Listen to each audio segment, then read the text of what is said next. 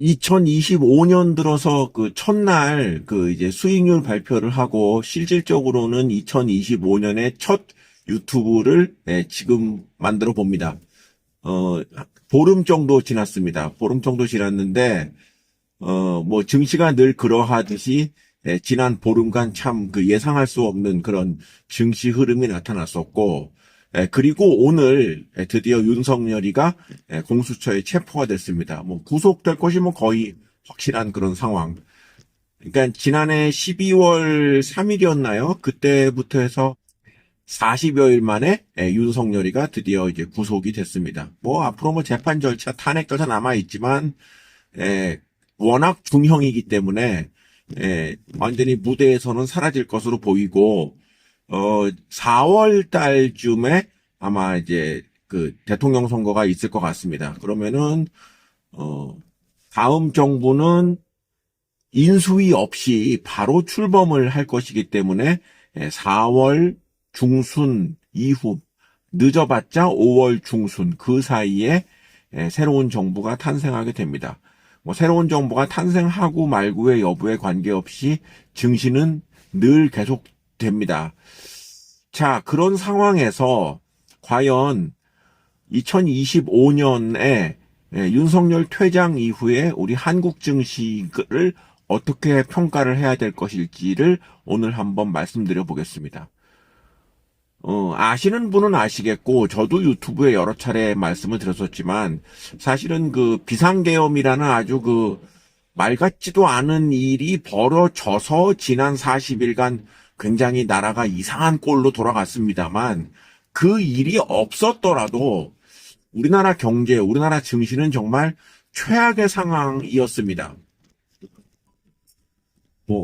경제가 나쁘다, 뭐 이런 얘기는 그야말로 좀 피상적인 얘기이기 때문에 구체적으로 말씀을 드린다면은 우리나라의 주요 기업들의 실적이 굉장히 안 좋아졌던 것. 여기에 굉장히 특이했던 점이 주요 기업들의 부채가 굉장히 늘어나고 있다.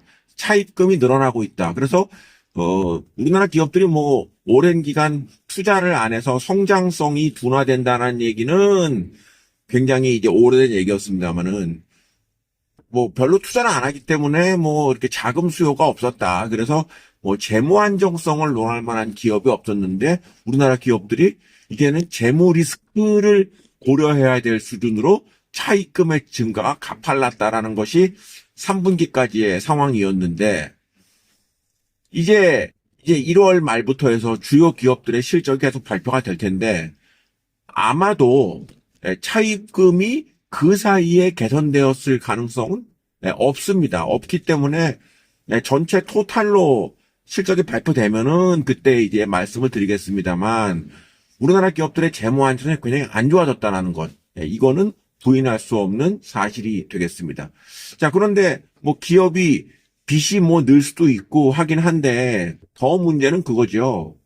그러면 개별 기업이 스스로의 사업에서 안정적인 성장을 하느냐? 그게 안 된다라는 얘기가 아니겠습니까? 그래서 굉장히 경제 상황이 좋지 않습니다. 그런 상황 하에서 비상계엄이 났었고 정권이 빨리 이제 교체가 되게 되는데 아마도 새롭게 들어설 정부는 굉장히 좋지 않은 환경 하에서 정권을 인수위 없이 출발시켜야 할 겁니다. 그러니까 시작 자체가 굉장히 안 좋은 상태에서 출발을 할 수밖에 없는 것이죠. 그렇기 때문에 뭐 정권이 바뀐다, 윤석열이 없어진다, 그 이슈는 증시에 전혀 도움이 되지 않습니다. 자, 문제는 이제 두 번째가 되는데 윤석열 정부가 뭐 경제 정책이라는 게 거의 없었는데 의외로 굉장히 좀 이제 이해할 수 없는 정책이 있었던 게 뭐냐면은 세금을 잘 거치지 않았거든요. 그러니까 부자 감세 같은 것도 많이 했지만 세금을 잘 거치지 않았던 궁극적인 원인이 바로 2023년에 삼성전자하고 SK하이닉스가 손실을 보면서 2024년 두 업체가 법인세를 내지 않았습니다. 그러니까 실적이 안 좋았기 때문에 법인세를 내지 않았죠. 그런데 두 업체가 내는 법인세가 우리나라 전체 세수의 20% 정도 가까이를 차지하는 굉장히 절대적인 비중을 차지하고 있거든요.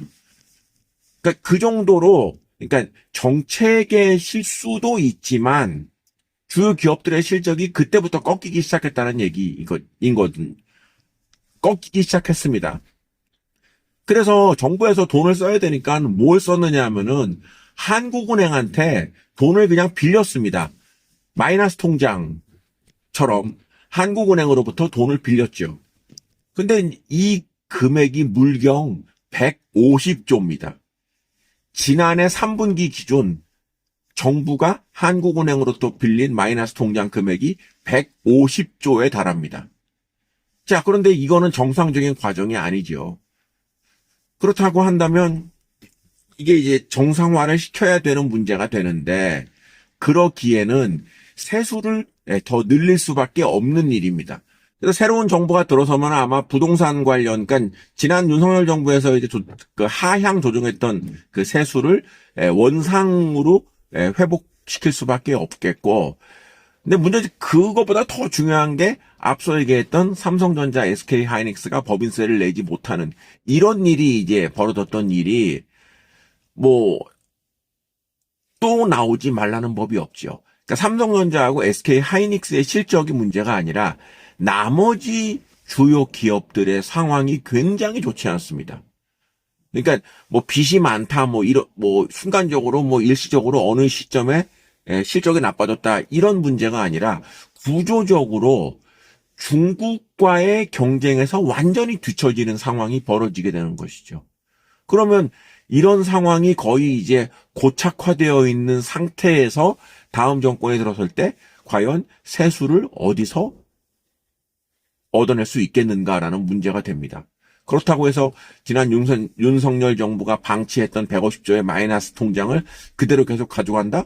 그러면 이건 뭐 200조, 300조 늘어나는 건 순식간입니다. 뭐 아시겠지만 우리나라의 수출이 잘 안 되고 있죠.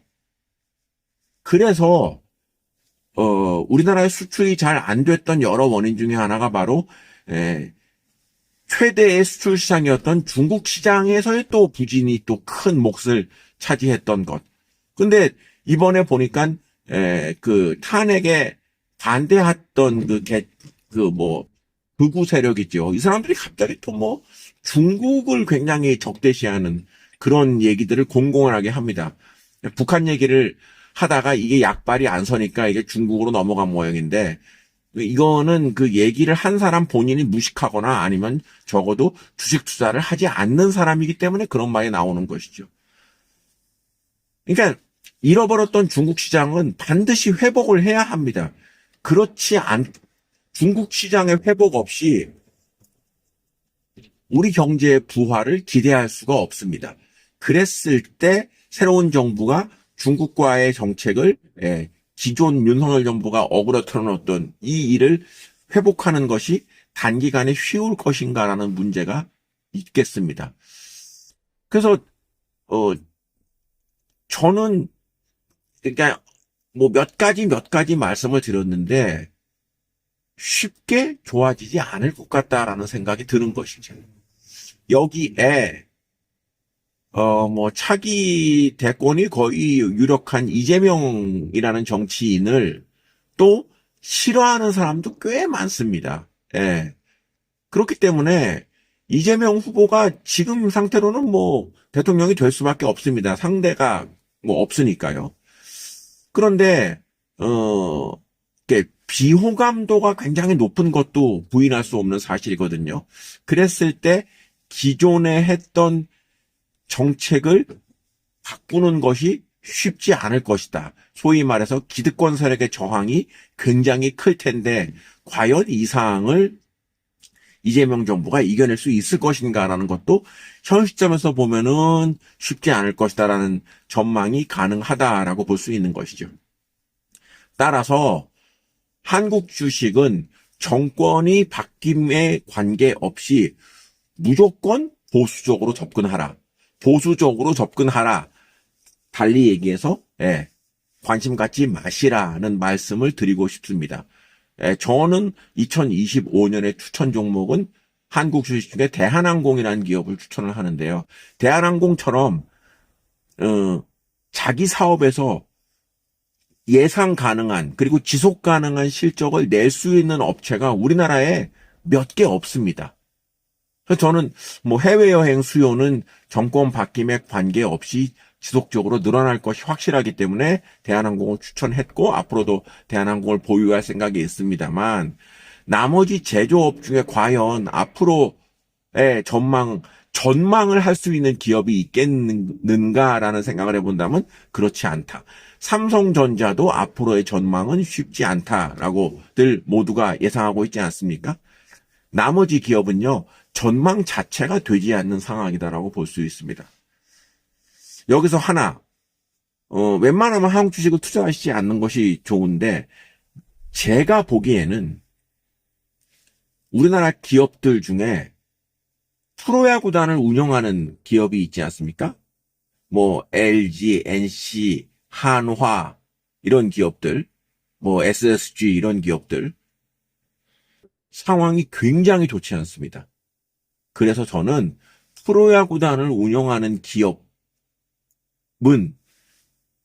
투자를 하지 말아야 될 1순위다라고도 말씀을 드립니다. 지금 우리나라 기업 중에 프로야구단을 운영하는 그 기업 중에 KT하고 키움히어로즈는 뭐 그게 자기네가 아니라 이제 네이밍 스폰서를 한 기업이긴 합니다만 그 기업 정도가 그리고 삼성 정도가 조금 그래도 뭐 죽지 않고 살아날 수 있는 기업이라고 생각을 하는데 나머지 7개 기업은 굉장히 상황이 좋지 않은 것이 부인할 수 없는 현실이기에 이렇게 말씀을 드립니다. 뭐 또 아시겠지만은 윤석열이가 체포가 된 다음에 새로운 정권이 들어서는 앞으로의 뭐 2달, 석 달 이 시기에 또 어떤 돌발 변수가 충분히 발생할 수가 있는 것이기 때문에 참 아주 어려운 시기다. 우리 한국에 대해서, 한국 경제에 대해서, 한국 증시에 대해서 예상을 하기 어려운 시기를 우리는 살고 있기 때문에 이렇게 어려운 상황 하에서 섣불리 한국 기업에 대한 투자를 늘리는 것은 위험하다라는 말씀을 다시 한번 강조해서 드렸습니다.